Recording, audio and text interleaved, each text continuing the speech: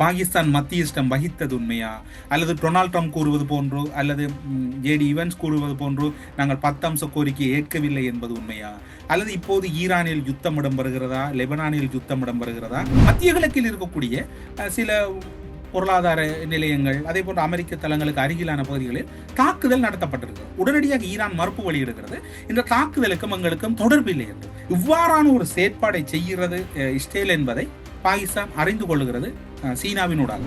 பாகிஸ்தான் பாதுகாப்பு அமைச்சரின் கருத்து, அதாவது இஸ்ரேல் தொடர்பான காட்டமான எக்ஸ்தல பதிவு வெளியிடுகிறது.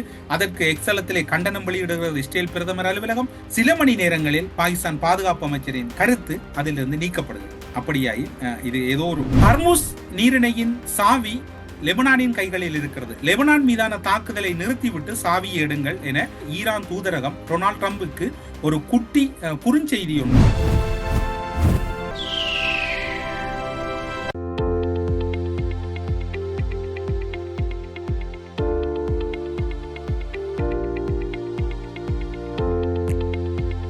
நீங்கள் வெளிநாட்டில் இருந்தாலும் பயண தடைகள் மற்றும் சிரமங்களால் அருகில் இருக்க முடியாத இந்த நேரத்தில் உங்கள் பெற்றோருக்கு மருத்துவ தேவைகளை வழங்கி எங்கள் சொந்த பெற்றோரை போல நாங்கள் அன்புடன் பராமரிப்போம். மெடிப்ளேஸ்.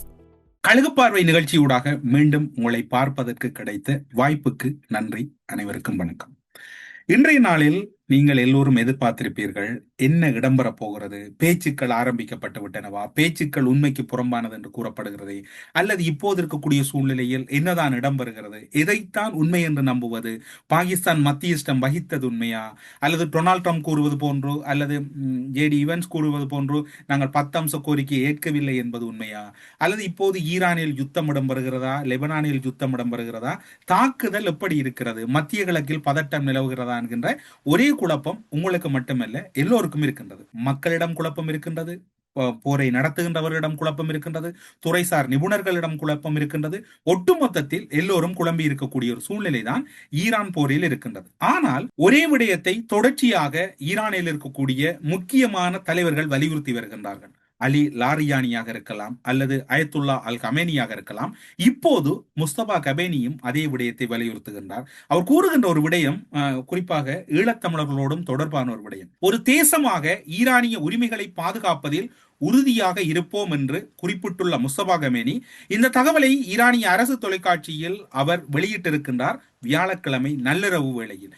ஈரானின் வெளியுறவு கொள்கை மற்றும் பிராந்திய பாதுகாப்பு குறித்து அவரது இந்த நிலைப்பாடு சர்வதேச அளவில் மிக மிக முக்கியமானது ஒன்றாக பார்க்கப்படுகிறது. ஈரானின் புதிய உச்ச தலைவரான முஸ்தபா கமேனி தமது சமீபத்திய எழுத்துப்பூர்வ செய்தியில் ஈரான் இஸ்லாமிய குடியரசு அமெரிக்கா மற்றும் இஸ்ரேலுடன் போரை விரும்பவில்லை. உண்மையிலே அவர் முஸ்தபா கமேனி கூறுவதில் ஒரு நியாயம் இருக்கின்றது, அதனை மறக்க முடியாது. ஈரான் போரை வலிந்து இழுக்கவும் இல்லை, அதாவது அவர்கள் போரை வேண்டும் என்று போரை நடத்தவும் இல்லை. குறிப்பாக இந்த விடயம் ஈழத்தமிழர்களோடு நேரடியாக தொடர்புபடுகிறது. தமிழீழ தேசிய தலைமை தொடர்ச்சியாக ஒரு விடயத்தை கூறும். தமிழீழ தேசம் என்பது ஒரு தேசமாக கட்டமைக்கப்பட்டிருக்கிறது. தேசமாக மக்கள் தன்னெழுச்சியோடு இந்த தேச கட்டுமானத்திலே முன்னெடுப்போம் என்று கூறிக்கொண்டிருந்தது. தமிழீழ தேசமும் ஒருபோதும் ஒரு பகுதியினரோடும் யுத்தத்துக்கு சென்றதில்லை. ஆனால் தமிழீழ தேசம் எங்கும் ஆக்கிரமிப்பு யுத்தம் தான் இடம்பெற்றது. அதனைத்தான் இப்போது ஈரானும் எதிர்கொண்டிருக்கிறது, ஆக்கிரமிப்பு யுத்தம். இன்று தமிழீழம் என்ற ஒரு தேசம் இருந்திருக்குமாக இருந்தால் அது ஆசிய பிராந்தியத்தின் மிக முக்கியமான ஒரு புள்ளியில் எவ்வாறு தீர்மானிக்கின்ற சக்தியாக இருந்திருக்குமோ அதுபோன்றுதான் இன்று ஈரான் என்கின்ற ஒரு தேசம், அந்த தேசம் தன்னெழுச்சியாக தன்னோடு தனித்துவங்களோடு வளருமாக இருந்தால் அது மத்திய கிழக்கு பிராந்தியத்தின் ஒரு பவர் சென்டராகத்தான் அந்த ஈரான் என்கின்ற தேசம் இருந்திருக்கும். தமிழீழம் என்கின்ற ஒரு தேசம் உருவாகி இருக்குமாக இருந்தால் ஆசிய பிராந்தியத்தின் தீர்மானம் மிக்க ஒரு புள்ளியில் அமைந்திருக்கும். ஒட்டுமொத்த கடல் வளம், ஒட்டுமொத்த நிலவளம், ஒட்டுமொத்த வான்வளம், சர்வதேச பரப்புகளை கையாளக்கூடிய வான் கடல் வளங்களை உடைய ஒரு பகுதியாக தமிழீழம் இருந்திருக்கும்.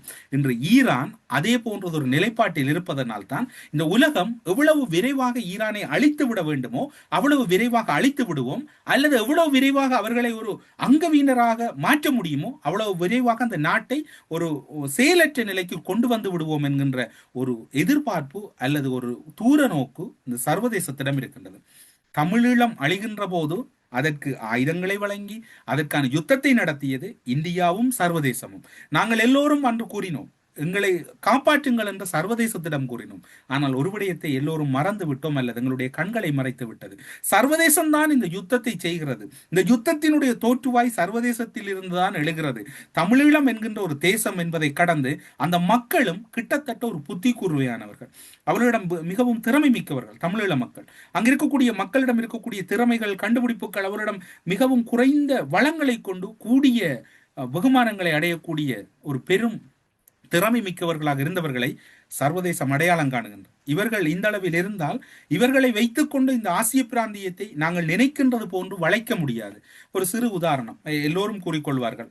தமிழீழ பகுதிகளிலே தொலைத்தொடர்பு சாதனங்கள் அமைப்பதற்கு அதனுடைய கட்டுமானம், விடுதலை புலிகளின் கட்டுமானம் அனுமதிப்பதில்லை. அது அவர்களுடைய பாதுகாப்பு அச்சுறுத்தல் என்கின்ற ஒரு விடயம் கூறப்படும், பொதுவாக கூறப்படும். கன இடங்களிலே இது ஒரு பாதுகாப்பு விடயமாகத்தான் பார்க்கப்பட்டது. அது தொடர்பில் பின்னிட்ட நாட்களில் புலிகள் அமைப்பினுடைய மூத்த உறுப்பினராக இருந்த காவண்ணா பாலகுமாரன் அவர்கள் அவருடைய ஒரு குறிப்பிலே குறிப்பிடுகின்றார், தமிழீழ தேசத்திலே கோபுரங்கள் அளவுக்கு மீறி நிறுவுவதற்கு தலைமை அனுமதியை மறுக்கிறது, அல்லது அந்த தலைமை அந்த அனுமதியை கொடுக்க கூடாது என்று கண்டிப்பான உத்தரவுகள் இருக்கின்றது. இதற்கு ஒரு பாதுகாப்பு ஒரு காரணம் அல்ல, மாறாக இதற்கான காரணம் என்னவென்று சொன்னால், சிறு குருவிகள் முதல் இயற்கை வளங்கள் என்பது முறையான வகையில் கதிர்வீச்சு தாக்கத்துக்குள்ளாகும். அது மட்டுமில்லாது பல கருத்தரிப்புகளில் கூட மனிதர்களுக்கு கூட பெரும் பாதிப்பை ஏற்படுத்தும் என்பதனால் ஒரு அளவு கடந்த மேலதிகமான தொலைத்தொடர்பு கோபுரங்களை அமைப்பதற்கு அனுமதி இல்லை என்று தேசத்தின் தலைமை கூறியதாக காவண்ணா பாலகுமார் மூத்த உறுப்பினர் அவர்கள் ஒரு பதிவிலே குறிப்பிட்டிருந்தார். அதுபோன்றுதான் ஈரான் தன்னை தானே தன்னுடைய தேசத்தை ஆள வேண்டும், தன்னுடைய தேசம் எப்படி இருக்க வேண்டும் நினைக்கின்ற போது இல்லை, சர்வதேசம் எதை விரும்புகிறதோ, கிட்டத்தட்ட சொல்ல போனால் புரோய்லர் கோழி போல்தான் ஒரு தேசம் இருக்க வேண்டும் என்பதுதான் மேற்குலக நாடுகளின் எதிர்பார்ப்பாக இருக்கின்றது. அது நிறைவேறாத போது அங்கு திணிப்புகள் இடம்பெறும். அந்த திணிப்பு தான் இப்போது ஈரானில் இடம்பெற்றது. தமிழீழம் என்கின்ற ஒரு தேசம் அழிக்கப்பட்டு விட்டது, அது அழித்து முடித்து விட்டார்கள். இப்போது இன்னும் ஒரு தேச அழிப்பிலே சர்வதேசம் முனைப்பாக இருக்கின்றது.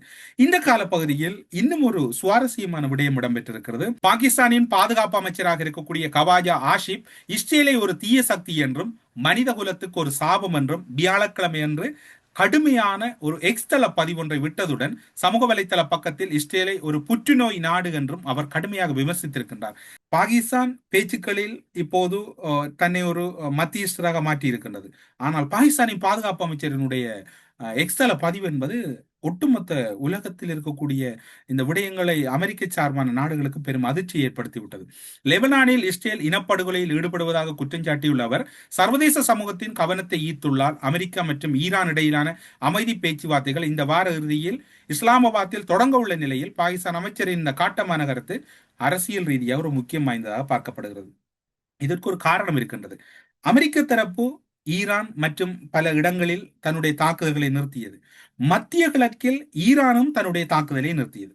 வடிவாக புரிந்து கொள்ளுங்கள், மத்திய கிழக்கில் ஈரானும் தன்னுடைய தாக்குதலை நிறுத்துகிறது. ஆனால் மத்திய கிழக்கில் இருக்கக்கூடிய சில பொருளாதார நிலையங்கள், அதே போன்ற அமெரிக்க தளங்களுக்கு அருகிலான பகுதிகளில் தாக்குதல் நடத்தப்பட்டிருக்கிறது. உடனடியாக ஈரான் மறுப்பு வெளியிடுகிறது, இந்த தாக்குதலுக்கும் எங்களுக்கும் தொடர்பில்லை என்று. சமாதான பேச்சை மத்தியஸ்தம் வைத்துக் கொண்டிருக்கக்கூடியவர் வேறு யாருமல்ல, பாகிஸ்தானுடைய பிரதமர் தலைமையிலான அரசாங்கம் தான் இந்த சமாதான பேச்சுக்களை முன்னெடுத்துக் கொண்டிருக்கின்றது. இவ்வாறான ஒரு செயற்பாடை செய்கிறது இஸ்ரேல் என்பதை பாகிஸ்தான் அறிந்து கொள்கிறது சீனாவினூடாக. ஏனென்றால் இந்த பேச்சுக்கான கரு அல்லது இந்த பேச்சுக்கான நகர்வுகளை மேற்கொண்டதில் சீனாவுக்கு பெரும் பங்கு இருக்கிறது. இதனை அறிந்த பாகிஸ்தானுடைய பாதுகாப்பு அமைச்சர் மிகவும் காட்டமான ஒரு அறிக்கை விடுவர். ஒரு புற்றுநோயாளி, அதாவது இவர்கள் உண்மையில் அழிக்கப்பட வேண்டியவர்கள் என்கின்ற ஒரு விரக்தி நிலைக்கு போகின்ற அளவுக்கு இந்த நிலைமை மாறி இருக்கின்றது. இது இன்னும் ஒரு பதிவையும் கூற வேண்டும். நீங்கள் இப்போது எல்லோரையும் நல்லவர்கள் என்று கூறுகிறீர்கள். இவர்கள் எல்லோரும் இணைந்துதானே இந்த யுத்தத்தை நடத்தினார்கள். ஈரானுக்கு எப்படி எல்லோரும் இணைந்து நடத்தினாலும் ஒரு சிலர் பிரிந்திருந்தாலும் அவர்கள் பிரியாதது போன்று மீண்டும் அந்த யுத்தத்துக்கு ஆதரவு இருக்கின்றார்களோ, அதுபோன்று நாங்கள் ஒரு தேசமற்ற இனமாக இருந்தோம். ஈரான் ஒரு தேசமாக இருப்பதனால் ஓரளவு சார்பு நிலையும் எதிர்ப்பு நிலையும் இருக்கின்றது. தேசமற்ற இருந்த எங்களை ஒட்டுமொத்த உலகம் அளித்தது, அதில் மாற்றம் இல்லை அல்லது மாற்று கருத்து கடவும் இல்லை. உலகம் ஒட்டுமொத்த உலகம் அளித்ததுதான் இங்கு வரலாறாக இருக்கின்றது. பாகிஸ்தான் பாதுகாப்பு அமைச்சரின் கருத்து என்பது இஸ்ரேலின் பிரதமர் பெஞ்சமின் நெத்தனியாகுவின் அலுவலகத்துக்கு ஒரு நடுக்கத்தை ஏற்படுத்திவிட்டது. உடனடியாக ஒரு கண்டன அறிக்கை வெளியிடுகிறார்கள். இஸ்ரேலை முற்றாக அழிக்க வேண்டும் என்ற பாகிஸ்தான் பாதுகாப்பு அமைச்சரின் அழைப்பு அதிர்ச்சி அளிக்கிறது என்று இஸ்ரேல் கடுமையான ஒரு எக்ஸலை பதிவிடுகிறது. ஒருபுறம் அமைதி பேச்சுவார்த்தையில் நடுநிலையாளராக செயற்பட்டு கூறிக்கொண்டு மறுபுறம் நாட்டை அழிக்க தூண்டுவது எந்த அரசாங்கத்திலும் ஏற்றுக்கொள்ள முடியாது என்று. இதில் பாகிஸ்தான் செய்தது சரி அல்லது இஸ்ரேல் செய்தது பிழை என்று கூறவில்லை. ஒரு பேச்சுக்கான முயற்சி இடம்பெறுகிறது. இன்றைய தினம் அந்த பேச்சுக்கான அனைத்து ஏற்பாடுகளும் நகர்த்தப்படுகிறது. இந்த சூழ்நிலையில் தாக்குதலை அமெரிக்கா நிறுத்தியதாக வாக்குமூலம் அளித்து அல்லது அவர்கள் அந்த கொடுத்த உத்தரவாதத்தை பின்பற்றுகிறார்கள், ஈரானும் பின்பற்றுகிறது. இரண்டு இடங்களிலும் மாறி மாறி இஸ்ரேல் தாக்கினால் இந்த பேச்சில் இருக்கக்கூடியவருக்கு ஒரு இயல்பாகவே ஒரு கோபம் வருவதற்கு வாய்ப்பு இருக்கிறது. அந்த கோபத்தின் வெளிப்பாடுதான் இந்த தாக்குதல் என்று கூறப்படுகிறது. அதில் ஒரு நியாயம் இருப்பதாகத்தான் பார்க்கப்படுகிறது. காரணம் என்று சொன்னால் இந்த சமாதான பேச்சை குழப்புகின்ற வகையில் இஸ்ரேல் இருக்கிறது. ஏனென்றால் இஸ்ரேலை பொறுத்தவரையில் இந்த இப்போது கிடைத்த சந்தர்ப்பத்தோடு ஈரானை முழுமையாக வலுவிழக்க செய்ய வேண்டும், மத்திய கிழக்கை முழுமையாக செயலிழக்க செய்ய வேண்டும். இந்த இரண்டு காரியங்களுக்கும் இனி ஒரு சந்தர்ப்பம் வராது. இந்த சந்தர்ப்பத்தை பயன்படுத்துவதாக இருந்தால் மீண்டும் குழப்ப வேண்டும். இந்த குழப்பங்கள் மத்தியில் தான் தன்னுடைய எதிர்பார்ப்பு அல்லது தான் எதிர்பார்த்திருக்கின்ற விடயம் நிறைவேறும் என்பதில் இஸ்ரேல் குறியாக இருக்கின்றது. அதில் ஒரு தொய்வு நிலை வந்துவிடக்கூடாது, யாரும் சந்தித்து ஒரு சமரச நிலை எட்டிவிடக்கூடாது என்பதில் இஸ்ரேல் மிக அவதானமாக இருந்து கொண்டிருக்கிறது. அந்த அவதானத்தின் வெளிப்பாடு தான் இந்த குழப்பத்தினுடைய முக்கியமாக பார்க்கப்படுகிறது. பாகிஸ்தான் பாதுகாப்பு அமைச்சரின் கருத்து, அதாவது இஸ்ரேல் தொடர்பான காட்டமான எக்ஸல பதிவு வெளியிடுகிறது. அதற்கு எக்ஸலத்திலே கண்டனம் வெளியிடுகிறது இஸ்ரேல் பிரதமர் அலுவலகம். சில மணி நேரங்களில் பாகிஸ்தான் பாதுகாப்பு அமைச்சரின் கருத்து அதிலிருந்து நீக்கப்படுகிறது. அப்படியாயின் இது ஏதோ ஒரு செட்டில்மெண்ட்டுக்கு வர வேண்டும் என்கிற சிலவேளை இந்த பாதுகாப்பு அமைச்சரின் இந்த எக்ஸல பதிவு என்பது பிரதமர் அல்லது யாருடைய ஒப்புதலும் இல்லாமல் அவர் அந்த எக்ஸல பதிவை பதிவிட்டு இருப்பதற்கு வாய்ப்பில்லை. என்றால் இஸ்ரேல் இந்த வகையில் தொடர்ச்சியாக தாக்குதலை நடத்தி கொண்டு பேசுவதற்கு முயற்சி செய்வது என்பது ஒரு அபத்தமான செயலாகத்தான் இந்த பிராந்தியத்தில் பார்க்கப்படுகிறது. லெபனான் விவகாரம் தனியாக பார்க்கப்பட வேண்டும், அதுக்கும் ஈரானுக்கும் தொடர்பில்லை என்கிறது. ஈரான் சொல்லுகிறது லெபனான் விவகாரம் இதனோடு இணைந்ததுதான், அதில் மாற்றமில்லை என்கின்ற கருத்தும் முன்வைக்கப்படுகிறது. இஸ்ரேல் போர் நிறுத்த ஒப்பந்தத்தை மீறியதாக குற்றஞ்சாட்டி அதற்கு பதிலடியாக கிரியாத் குடியிருப்பு பகுதிகளை நோக்கி ஏவுகணை வீசியதாக ஹிஸ்புல்லா அமைப்பு உறுதிப்படுத்தி இருக்கின்றது. அதற்கு இன்று அதிகாலை வடக்கு எல்லை பகுதியான மிஸ்காவ் கிராமத்தில் உள்ள வீடு ஒன்றின் மீது ஏவுகணை விழுந்து தாக்கியதாக இஸ்ரேலிய அதிகாரிகள் உறுதிப்படுத்துகிறார். ஹிஸ்புல்லாவும் தாக்குதல் இடம்பெற்றது என்று உறுதிப்படுத்துகிறது. அதே நேரம் இஸ்ரேல் அதிகாரிகளும் அந்த தாக்குதல் மறுபுறம் இருந்ததாக அவர்களும் உறுதிப்படுத்த, இருதரப்புக்கும் இடையில் போர் நிறுத்தம் அறிவிக்கப்பட்டாலும் பரஸ்பர தாக்குதல்கள் இடம்பெற்றுக் கொண்டிருக்கின்றன. நமக்கு நல்ல ஞாபகம் இருக்கு, இந்த போர் நிறுத்த காலங்களில் மேற்குலகம் எப்படி கையாளும் என்றால் இந்த போர் ஓய்வொன்றை அறிவித்து விட்டு உடனடியாக ஒரு திடீர் தாக்குதல் நடத்தும். தமிழ் விடுதலை புலிகளின் அரசுத்துறை பொறுப்பாளர் தமிழ்ச்செல்வன் மீதான ஒரு தாக்குதல் இடம்பெற்றது. அது உடனடியாக சர்வதேசம் தலையிட்டு கண்டனம் தெரிவித்தது. ஆனால் தாக்குதல் இடம்பெற்று அவர் மரணித்ததுக்கு அவர் உயிரோடு கிடைக்கப் போவதில்லை. இது இயல்பாகவே சர்வதேசத்தினுடைய சமாதானம் பேசுகின்ற போதும் ஒரு அழிக்கின்ற ஒரு உபாயத்தினுடைய ஒரு மூலமாக இருக்கின்றது. இஸ்ரேலில் இருக்கக்கூடிய மிக முக்கியமான அமைச்சர் ஒருவருடைய கருத்து எதுவாக இருக்கிறது என்றால், ஈரான் தற்போதைய உச்ச தலைவர் மொசபா கமேனி ஆட்சி என்பது அவரது தந்தை அயத்துல்லா அல் கமேனியின் காலத்தை விட மிகவும் தீவிரமானது, அதனை எதிர்கொள்வது மிக கடினமானது. ஏன்னு சொன்னால் அயத்துல்லா அல் கமேனியினுடைய முதன்மை ஆலோசகராக இருந்தவர் முஸ்தபா கமேனி. அவருடைய காலத்தில் அந்த முடிவுகளை எடுப்பதில் முக்கிய இடத்தில் இருந்தவர் அயத்துல்லா அல் கமேனி. மகன் முதன்மை ஆலோசகராக இருந்தாலும் அவர் சில விடயங்களோடு ஒரு விட்டுக் கொடுப்போடு நடந்திருந்தார். இப்போது நாட்டு, அதாவது ஈரான் என்கின்ற தேசத்திலே பல அரசியல் தலைவர்கள் பலரை இழந்த பின்னர் அவர்களிடம் நிதானம் எதிர்பார்ப்பு என்பது அரசியல் அறிவு உள்ளவர்கள் அல்லது சர்வதேச தலைவர்களின் ஒரு பிழையான பார்வையாகத்தான் பார்க்கப்படுகிறது. மொசபா கமேனி நிர்வாகம் இராணுவ ரீதியாகவும் கொள்கை ரீதியாகவும் அதிக உறுதிப்பாட்டுடன் இருப்பதாக இஸ்ரேலிய பாதுகாப்பு வட்டாரங்கள் மட்டுமல்ல உளவு அமைப்புகளும் எச்சரித்திருக்கின்றன. மொசாட் போன்ற உளவு அமைப்புகள் எச்சரித்திருக்கின்றன.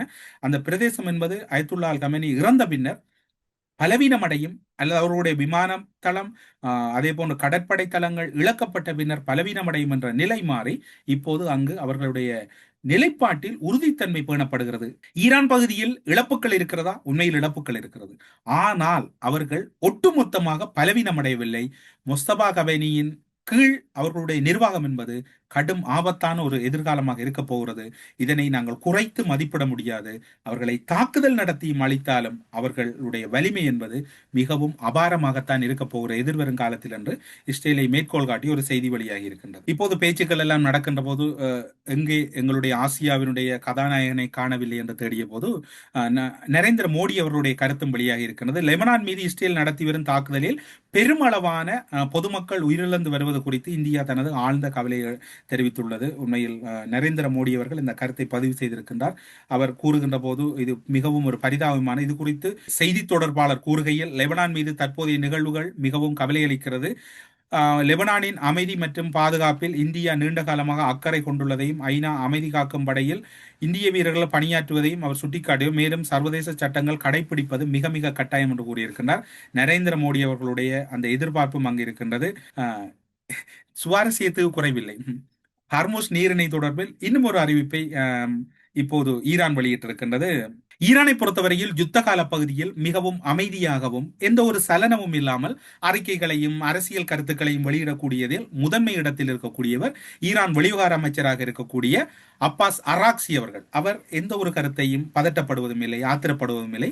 மிக நிதானமாக கருத்தாளத்தோடு அறிக்கை விடையிடக்கூடிய ஒரு முதன்மையாக இடத்தில் இருக்கக்கூடியவர். அதற்கு அடுத்தபடியாக ஈரான் புரட்சிகர இராணுவத்தினுடைய பேச்சாளர், அதாவது இராணுவத்தின் சார்பில் பேச வல்லவராக இருக்கக்கூடிய லெப்டினன்ட் கர்னல் இப்ராஹிம் அவரும் மிகவும் நிதானமாக இராணுவ கருத்துக்களையும் மக்கள் கருத்துக்களையும் இராணுவ பேச்சாளர் என்கின்ற நிலையிலிருந்து நிலை தவறாமல் மிகவும் நாகரிகமான வார்த்தைகளோடு கூறக்கூடியவர்கள். அவர்கள் நீண்ட நாகரிகத்துக்கு சொந்தக்காரர்கள் என்பதால் அவர்களிடம் இந்த பண்பு வெளிப்படுகிறதோ தெரியாது.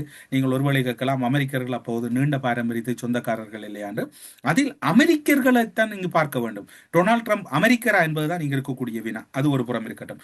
இப்போது இன்னும் ஒரு சுவாரஸ்யமான கருத்து வெளியாகி இருக்கின்றது. ஹார்மோஸ் நீரிணையின் சாவி லெபனானின் கைகளில் இருக்கிறது. லெபனான் மீதான தாக்குதலை நிறுத்திவிட்டு சாவியை எடுங்கள் என பல்கேரியாவில் உள்ள ஈரான் தூதரகம் டொனால்ட் ட்ரம்புக்கு ஒரு குட்டி குறுஞ்செய்தி ஒன்று, அதாவது குட்டி தகவல் ஒன்று பரிமாறி இருப்பதாக இப்போது சர்வதேச ஊடகங்களின் சார்பில் ஒரு செய்தி வெளியிடப்பட்டிருக்கிறது. இந்த சாவி, அதாவது ஹார்மோஸ் நீரிணையின் திறப்பு என்பது லெபனானின் கைகளில் இருக்கிறது. அங்கேயும் அந்த யுத்தத்தை நிப்பாடிப்படி இதை எடுங்கள் என்று மிகவும் அசால்ட்டாக கூறியிருக்கிறார்கள். எனவே இந்த யுத்த களமுனை ஒரு பதட்டமாக ஒரு உச்சக்கட்டத்தில் இருந்தாலும் எல்லோரும் தங்களுடைய நிலைகளிலிருந்து நிலை மாறாமல் மிகவும் ஒரு சாதாரண நிலையில் தங்களுடைய கருத்துக்களை கூறுகிறார்கள்.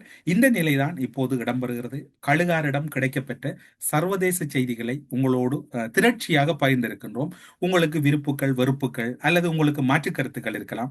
எம்மிடம் கிடைக்கப்பெற்ற தகவல்களை ஒரு பொது நோக்கின் அடிப்படையில் பொது தளத்தில் உங்களுக்காக பகிர்ந்திருக்கிறோம் என்று கூறி கழுகு பார்வையில் மீண்டும் சந்திப்போம் என்கின்ற நம்பிக்கையில் விடைபெறுகிறோம். நன்றி, வணக்கம்.